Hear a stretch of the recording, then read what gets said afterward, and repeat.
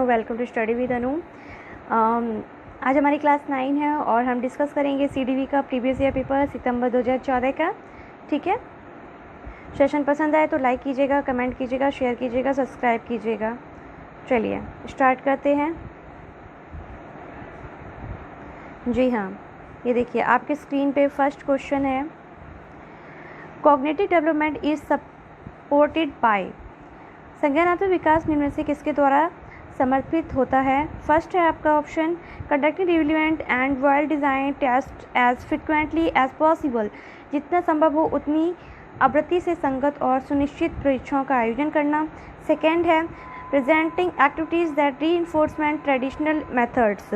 उन गतिविधियों को प्रस्तुत करना जो पारंपरिक पद्धतियों में को सुदृढ़ बनाती हैं। थर्ड है providing a rich and varied environment, एक समृद्ध और विविधतापूर्ण वातावरण उपलब्ध कराना।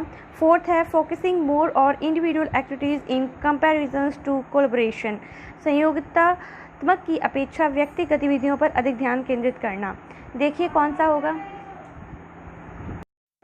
देखिए पूछा क्या गया है कि संज्ञानात्मक विकास निम्न में से किसके द्वारा संदर्भित होता है, मतलब कॉग्निटिव डेवलपमेंट की बात की गई है। ठीक है, किसकी बात की गई है? संज्ञानात्मक विकास की, जिसमें आपको बोला गया है जितना संभव उतनी आवृत्ति की संगत और सुनिश्चित परिभाषाओं का आयोजन होता है, या फिर उन गतिविधियों को प्रस्तुत करना चाहिए जो पारंपरिक पद्धतियों को सुनिश्चित बनाती हैं। ऐसा कुछ भी नहीं होता है। ठीक है, फिर बोले एक समृद्ध और विविधतापूर्ण वातावरण उपयुक्त कराना चाहिए। जी हाँ, एक कैसा वातावरण उपयुक्त कराना चाहिए? एक समृद्ध और विविधतापूर्ण वातावरण उपलब्ध कराना चाहिए, जिसमें क्या विभेदता ना हो और एक समृद्ध वातावरण हो। ठीक है, संयोगात्मक की अपेक्षा व्यक्तिगत गतिविधियों पर अधिक ध्यान केंद्रित करना, ऐसा कुछ नहीं है। Third option is right, fourth option wrong. क्यों? क्योंकि संज्ञानात्मक विकास से पता चलता है कि बालकों में संवेदी सूचनाओं को ग्रहण करके वो क्या कहते हैं, चिंतन में क्रमिक रूप से क्या कहते हैं, सीखने योग्य बन जाते हैं। ठीक है, चलिए नेक्स्ट क्वेश्चन पे मूव करते हैं। नेक्स्ट क्वेश्चन है आपका second, human development is, Manav Vikas dash है, मानव विकास डैश है। क्वांटिटेटिव मात्रात्मक है, क्वालिटेटिव गुणात्मक है। थर्ड है unmeasurable to a certain extent, कुछ सीमा तक अपमानीय। फोर्थ है बोथ क्वांटिटेटिव एंड क्वालिटेटिव। कौन सा ऑप्शन होगा बताइए? जी हाँ, ह्यूमन डेवलपमेंट कैसा होता है? मात्रात्मक भी होता है और गुणात्मक भी होता है, दोनों ही होते हैं। ठीक है, तो आपको कौन सा ऑप्शन राइट हो जाएगा? Fourth option is the right answer. ना तो क्वांटिटेटिव होते हैं, ना क्वालिटेटिव होता है और ना ही अनमेजरेबल होता है। चलिए नेक्स्ट क्वेश्चन पे मूव करते हैं। जी हाँ, थर्ड क्वेश्चन बोल रहे हैं the nature and the nurture debate refers to. प्रकृति पोषण विवाद निम्नलिखित में से किससे संबंधित है? जेनेटिक्स एंड इन्वायरमेंट से, बिहेवियर एंड इन्वायरमेंट से, इन्वायरमेंट एंड बायोलॉजी से, इन्वायरमेंट अपब्रिंगिंग से, मतलब आनुवांशिकता एंड वातावरण से, व्यवहार एवं वातावरण से, वातावरण एवं जीव विज्ञान से है, वातावरण एवं पालन पोषण से। किससे होगा? देखिए हमने पिछले जो अभी टेस्ट करवाया था तो मैंने आपको बताया था कि नेचर किससे रिलेटेड होता है, हमारी हेरिडिटी से, और नर्चर किससे रिलेटेड होता है, हमारा इन्वायरमेंट से। तो कौन सा होगा option? First option is the right answer. चलिए नेक्स्ट क्वेश्चन पे मूव करते हैं। ना ही बिहेवियर इन्वायरमेंट होगा, ना इन्वायरमेंट बायोलॉजी। ठीक है, चलिए नेक्स्ट क्वेश्चन है फोर्थ क्वेश्चन कह रहा है which of the following is a passive agency of socialisation. निम्नलिखित में से कौन सा समाजीकरण की निष्क्रिय एजेंसी है? कौन सी है? हेल्थ क्लब है, स्वास्थ्य क्लब है, फैमिली है, परिवार है, इको क्लब है, या फिर पब्लिक लाइब्रेरी है, सार्वजनिक पुस्तकालय है। कौन सा पैसिव एजेंसी है? किसके बारे में बात हो रही है? पैसिव एजेंसी की। तो कौन सा होगा बताइए फोर्थ का? आपसे पैसिव एजेंसी पूछी गई है तो कौन सा होगा? जी हाँ, कौन सा होगा? क्या वो स्वास्थ्य क्लब होगा? जी नहीं, क्योंकि इसमें बात सिर्फ स्वास्थ्य क्लब की नहीं होती है। पैसिव एजेंसी में समाजीकरण की निष्कर्षी में तो उसमें क्या होगा? सार्वजनिक पुस्तकालय की बात होती है। क्या होती है? पब्लिक लाइब्रेरी की बात होती है। फैमिली की नहीं होती है, क्लब की नहीं होती है, इको क्लब की बात नहीं होती है। क्यों नहीं होती है? क्योंकि सामाजिक प्रत्याशों या सामाजिक मानदंडों के से हमें बालक व्यवहार करना सीख लेता है। और क्या करना सीख लेता है? उससे समाजीकरण की संज्ञा पता चल जाती है। स्वास्थ्य क्लब, परिवार, इको क्लब ये क्या होते हैं? एक सक्रिय साधन होते हैं। सार्वजनिक पुस्तकालय क्या होता है? एक निष्क्रिय साधन होता है। कैसा होता है? निष्क्रिय एजेंसी। ठीक है, तो आपसे पैसिव एजेंसी पूछी थी तो सार्वजनिक पुस्तकालय होगा। ठीक है, चलिए नेक्स्ट क्वेश्चन पे मूव करते हैं। जी हाँ, देखिए फिफ्थ क्वेश्चन है आपकी स्क्रीन पे। बोल रहा है in Vygotsky theories which aspect of development gets neglected. Vygotsky के सिद्धांत में विकास के निम्नलिखित में से कौन से पहलू की उपेक्षा होती है? फर्स्ट सोशल, सामाजिक, सेकेंड कल्चरल सांस्कृतिक, थर्ड बायोलॉजिकल जैविक एंड फोर्थ लिंग्विस्टिक भाषीय। किसकी होती है बताइए। देखिए बायोलॉजी थे, वाइगोत्स्की थे, वो क्या बात करते थे कि समाज में भी बात होनी वो करते थे, और क्या करते थे वो संस्कृति कल्चर से ही बात करते थे, और लिंग्विस्टिक भी भाषा ही भी बात करते थे। अगर हमारे पियाजे की अगर बात की जाए तो वो कैसे थे? हमारे लैंग्विस्टिक थे, ठीक है। तो उन्होंने लैंग्वेज पे बात की है, तो कौन सा होगा इसमें से? देखिए उन्होंने बात नहीं की, तो किसकी बात नहीं की है? बायोलॉजिकल के बारे में बात उन्होंने वो उपेक्षा करते थे। क्यों करते थे? क्योंकि उन्होंने बोला कि बालक के विकास में सामाजिक कारकों, सांस्कृतिक कारकों और भाषा को महत्वपूर्ण माना है। इसीलिए कौन सा होगा आपका? थर्ड ऑप्शन नहीं होगा। और आपसे पूछा है कौन से पहलू की उपेक्षा की है, तो थर्ड की है, इन सब की है उन्होंने, ठीक है। तो फर्स्ट, सेकेंड एंड फोर्थ नहीं होगा। चलिए नेक्स्ट क्वेश्चन पे मूव करते हैं। सिक्स्थ क्वेश्चन है आपकी स्क्रीन पे। Which of the following stages are involve when infants think with their eyes, ears and hands. 1 वर्ष तक के शिशु जब आँख, कान व हाथों से सोचते हैं तो निम्नलिखित में से कौन सा स्तर शामिल है? Concrete operational stage, pre operational stage, sensory motor stage या फॉर्मल ऑपरेशनल स्टेज। ऐसी कॉन्क्रीट ऑपरेशनल स्टेज को बोलते हैं मूर्त संक्रियात्मक स्तर, प्री ऑपरेशनल स्टेज को बोलते हैं पूर्व संक्रियात्मक स्तर, सेंसरी मोटर स्टेज को बोलते हैं इंद्रिय जनित क्रामक स्तर, फॉर्मल ऑपरेटिव स्टेज को बोलते हैं आमूर्त। तो कौन सा होगा बताइए। देखिए इंद्रिय जनक कौन सा होता है? 0 से 2 वर्ष होता है, आपको पता ही होगा, है ना। और बताइए कौन सा होगा जिसमें बच्चा सोचना शुरू कर देता है? देखिए जब बच्चा क्या करे, अपने आँख, कान, नाक, मुंह से सोच रहा है तो कौन सा होगा? थर्ड होगा, है ना। अब जब बच्चा क्या कहते हैं प्री ऑपरेशनल स्टेज में आता है, बच्चा सीखने लग जाता है, तो क्या कौन सी स्टेज होगी आपकी? पूर्व संक्रियात्मक स्तर हो जाएगा, ठीक है। और फॉर्मल स्टेज कौन सी होती है? जिसमें बच्चा 11 से 15 वर्ष की आयु में होता है, ठीक है। चलिए नेक्स्ट क्वेश्चन पे मूव करते हैं। मैं आपको पहले भी समझा चुकी हूँ। चलिए नेक्स्ट क्वेश्चन पे आते हैं। 7 क्वेश्चन कह रहा है Ria does not agree with Rishabh about setting up a class picnic. She thinks that the rules can be revised to suit the majority. This kind of peer disagreement, according to Piaget, refers to रिया कक्षा picnic तय करने हेतु ऋषभ से सहमत नहीं है। वह सोचती है कि बहुमत के अनुकूल बनाने के लिए नियमों का संशोधन किया जा सकता है। यह सहपाठी विरोध पियाजे के अनुसार निम्नलिखित में से किससे संबंधित है? हेट्रोजेनस मोरालिटी से, मतलब विषमांग नैतिकता से, कॉग्निटिव इमेच्योरिटी से, संज्ञानात्मक अपरिपक्वता से, रिएक्शन से, प्रतिक्रिया से, मोरालिटी ऑफ कॉर्पोरेशन, संयोग की नैतिकता से। तो किससे होगा बताइए। हाँ जी सोचिए कौन सा होगा। जी हाँ कौन सा होगा?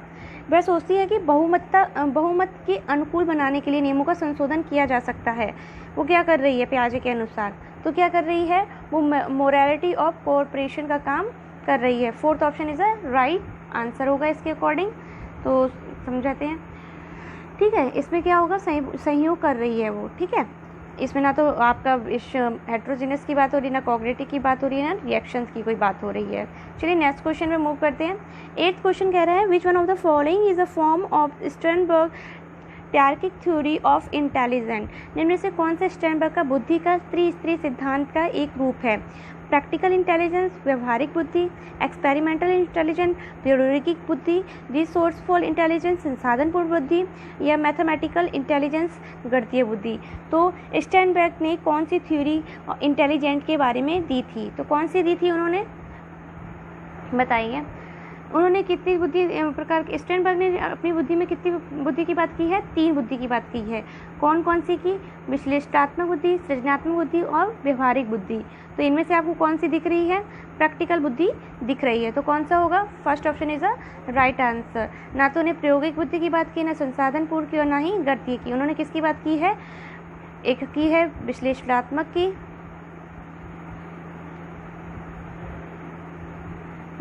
और एक की है उन्होंने सृजनात्मकता की, और एक हमारी व्यवहारिक बुद्धि की, ठीक है। समझ में आ गया होगा। चलिए नेक्स्ट क्वेश्चन पे मूव करते हैं। ये देखिए 9 क्वेश्चन आपकी स्क्रीन पे है। Who developed the first intelligent test, किसने सबसे पहले बुद्धि का परीक्षण का निर्माण किया था? डेविड वेल्सल ने, या फिर अल्फ्रेड बिने ने, चार्ल्स एडवर्ड स्पीयरमैन या रॉबर्ट स्टर्नबर्ग, किसने किए थी सबसे पहले बुद्धि का परीक्षण? तो ये तो बहुत ही इजी क्वेश्चन है कि सबसे पहले बुद्धि का परीक्षण किसने किया था, तो अल्फ्रेड बिने ने किया था। ठीक है, तो आपको पता होगा इन्होंने कब किया था, वर्ष 1905 में किया था। चलिए नेक्स्ट क्वेश्चन पे मूव करते हैं। जी हाँ, 10 क्वेश्चन बोल रहा है phonological awareness refers to the ability to, ध्वनि संबंधित जागरूकता निम्नलिखित में से किस क्षमता से संबंधित है? Reflect and manipulate the sound structure, ध्वनि संरचना पर चिंतन करना व उसमें हेरफेर करना। सेकेंड है स्पीक फ्लुएंटली एंड एक्यूरेटली, सही व धारा प्रवाह बोलना। नो, अंडरस्टैंड एंड राइट, जानना समझना व लिखना। फोर्थ है master the rules of grammar, व्याकरण के नियमों में दक्ष होना। कौन सा होगा बताइए, मतलब सोचिए आप जी, कौन सा होगा? देखिए अगर आपसे बात किसकी करिए, ध्वनि संबंधित बात हो रही है, तो ध्वनि संबंधित मतलब बात किस, साउंड की बात किस में हो रही है? आपके फर्स्ट ऑप्शन में हो रही है, तो कौन सी बात क्वेश्चन हो जाएगा? राइट ये होगा। देखिए स्पीक की, फ्लुएंटली, एक्यूरेटली की बात नहीं हो रही है, उन्होंने क्या ध्वनि संबंधित जागरूकता के लिए सबसे किस संबंध से संबंधित है, कौन से ये संबंधित है, तो कौन से ध्वनि संरचना या पर चिंतन करना, उसमें हेरफेर करना। ठीक है, तो first option is right answer, ना ही सेकेंड, ना ही थर्ड और ना ही फोर्थ ऑप्शन होगा। चलिए नेक्स्ट क्वेश्चन पे मूव करते हैं। 11th क्वेश्चन देखिए, बोल रहा है gender discriminations in a classroom, कक्षा कक्ष में जेंडर लिंग विभेद क्या होता है? Does not affect the performance of the students, शिक्षार्थियों में निष्पादन को प्रभावित नहीं करता है। सेकेंड है may lead to diminished efforts of performance of the students, शिक्षार्थियों के हसनमुख प्रयासों अथवा निष्पादन का कारण बन सकता है। थर्ड है may lead to enhance effort of performance of the male student, पुरुष शिक्षार्थियों के वृद्धि उन्मुख प्रयासों अथवा निष्पादन का कारण बन सकता है। फोर्थ है is done more by the male teachers than their female counterparts, कौन सा होगा? महिला शिक्षकों की अपेक्षा पुरुष शिक्षकों के द्वारा अधिक किया जा सकता है। कक्षा कक्ष में लिंग विभेदता की अगर आपसे बात की जाए तो आपको कौन सा लग रहा है कि कौन सा होगा, बताइए, सोचिए। इसमें बोले does not affect the performance of the student, ये अफेक्ट ही नहीं करता किसी जेंडर लिंग। और सेकेंड बोल रहा है कि may lead to diminish effort of performance of the student, second बोल रहा है कि शिक्षार्थियों को हसनमुख प्रयासों अथवा निष्पादन का कारण बन सकता है। जी हाँ, second is the right answer, क्योंकि वो क्या करे, diminish effort and performance of the student. ठीक है, चलिए नेक्स्ट क्वेश्चन पे मूव करते हैं। 12 क्वेश्चन बोल रहा है which one of the following is an example of learning style, निम्नलिखित में से कौन सा सीखने की शैली का एक उदाहरण है? विजुअल, चक्षु, एक्रुअल, संग्रहण, फैक्चुअल, तथ्यात्मक, टेक्चुअल, स्पर्श संबंधी, कौन सा होगा? जी देखिए विजुअल क्यों होगा, क्योंकि लर्निंग स्टाइल हम कैसे सीखते हैं, कैसे सीखने की हमारी होती है, सीखने की शैली हमारी में महत्वपूर्ण सबसे ज़्यादा योगदान कौन देता है? विजुअल, जब हम देखकर किसी चीज़ को सीखते हैं। ठीक है, चलिए नेक्स्ट क्वेश्चन पे मूव करते हैं। इसका option number first is the right answer, ना ही हम संग्रहण करके सीखते हैं एग्जाम्पल लर्निंग से, और ना ही फैक्चुअल और ना ही टेक्चुअल। ठीक है, 13 क्वेश्चन पे चलते हैं। 13 क्वेश्चन कह रहा है आपका A teacher collects and reads the work of class, then plans and adjusts the next lesson to meet student needs he is doing. एक शिक्षक कक्षा में कार्य को एकत्र करता है और उन्हें पढ़ाता है, उसके बाद योजना बनाता है और अपने अगले पाठ को शिक्षार्थियों की आवश्यकताओं को पूरा करने के लिए समायोजित करता है। वह डैश कर रही है। Assessment of learning, assessment as learning, assessment for learning, assessment at learning. बोला क्या गया है कि एक शिक्षक है, कक्षा कक्ष में क्या करे, कार्य को एकत्र करता है, उन्हें पढ़ाता है, उसके बाद योजना बनाता है और अपने अगले पाठ को शिक्षार्थियों की आवश्यकताओं को पूरा करने के लिए समायोजित करता है। तो कौन सा होगा? जी कौन सा होगा? Assessment for learning. क्यों होगा? क्योंकि इसमें बात क्या हो रही है, जो है वो कार्य कर पढ़ाने से भी पहले, उसको पास ले जाने से पहले वो क्या करती है, उसको एकत्र करती है। किसको? कक्षा कक्ष में कार्य को एकत्र करता है, उसके बाद क्या करता है, वो पढ़ाता है, फिर पाठ योजना उसके बाद योजना बताता है, सब चीज़ों के बारे में बताता है। और एज लर्निंग क्या होती है, असेसमेंट ऑफ एज लर्निंग क्या होती है, जब बच्चा खुद सोचता है किसी चीज़ को करता है तो क्या होता है, एज लर्निंग होती है। जब बच्चा किसी चीज़ को असेसमेंट ऑफ लर्निंग क्या होती है, जब बच्चे को आप खुद क्या कहते हैं करवाते हैं, ये जब वो चीज़ सीख जाता है उसके बाद करता है तो वो क्या कहलाता है, असेसमेंट ऑफ लर्निंग, सीखने का आकलन करता है। ठीक है, चलिए नेक्स्ट क्वेश्चन पे मूव करते हैं, 14 क्वेश्चन पे। जी हाँ, 14 क्वेश्चन है आपकी स्क्रीन पे। बोल रहा है teachers who work under school based assessment, वे शिक्षक जो विद्यालय आधारित आकलन के अंतर्गत कार्य करते हैं। फर्स्ट ऑप्शन है are overburdened as the need to take frequent test in addition to Monday test, उन पर अधिक कार्य का बोझ हो रहता है क्योंकि उन्हें सोमवार की परीक्षा सहित अक्सर परीक्षा लेनी पड़ती है। Second, need to assign project work in each subject to individual student, उन्हें प्रत्येक शिक्षार्थी को प्रत्येक विषय में परियोजना कार्य देना पड़ता है, मतलब हर एक शिक्षार्थी को अलग अलग से कार्य देना पड़ेगा। थर्ड है observe students minutely of are daily basis to assess their values and attitudes, क्या होगा, शिक्षार्थियों के मूल्यों और अभिवृत्तियों का आकलन करने के लिए रोजाना उनका सूक्ष्म आकलन करते रहें। या फोर्थ है feel a sense of ownership of for the system, व्यवस्था के लिए स्वामित्व की भावना रखते हैं। देखिए फर्स्ट आपका जो 14 क्वेश्चन कह रहा है वो क्या कह रहा है, आपसे कह रहा है कि क्या करना चाहिए। वे शिक्षक जो विद्यालय आधारित आकलन के अंतर्गत आते हैं वो क्या करते हैं, वो क्या करते हैं, उन पर अधिक कार्य का बोझ लगता है क्योंकि वो सोमवार से लेकर अक्सर परीक्षा तक लेनी पड़ती है, इसलिए जी नहीं, ऐसा कुछ भी नहीं होता है, तो फर्स्ट ऑप्शन नहीं होगा।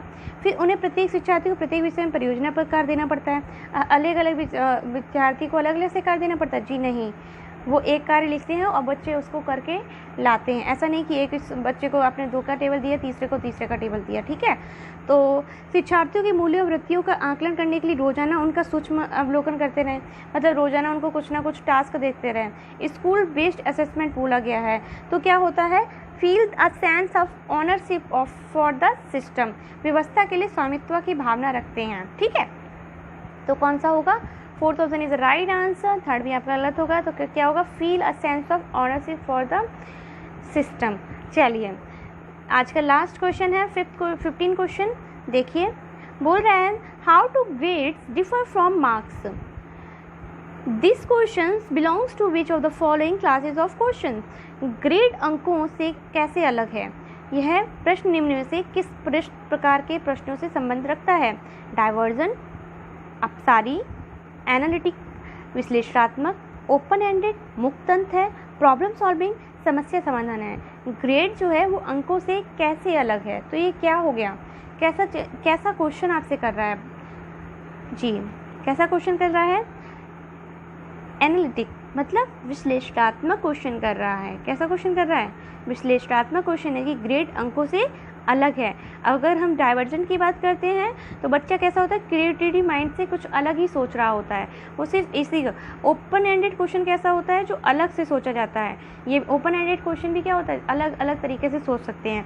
प्रॉब्लम सॉल्विंग, समस्या का समाधान की बात नहीं हो रही है यहाँ पे, तो आपका राइट आंसर कौन सा होगा, एनालिटिक, ना तो आपका डाइवर्जेंट होगा, ना ही ओपन एंडेड होगा और ना ही प्रॉब्लम सॉल्विंग होगा। ठीक है,